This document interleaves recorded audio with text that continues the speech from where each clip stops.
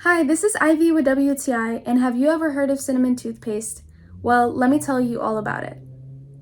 I absolutely love this toothpaste because it's made out of 70% organic ingredients. These ingredients help reduce plaque, whiten your teeth, and freshen your breath. There are absolutely no synthetic flavors, no artificial flavorings, sweeteners, anything like that. It is actually fluoride-free and cruelty-free, which is very important. Dr. Bronner's actually prides themselves on the fact that they are one of the few toothpaste companies that actually do not test on animals. I feel very comfortable using this toothpaste on a day-to-day basis because I know that all the ingredients are natural and that they won't harm my body in any way. I especially love to use this toothpaste when my teeth are feeling extra sensitive.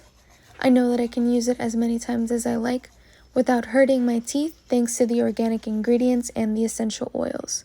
I know that this is a toothpaste that I can trust.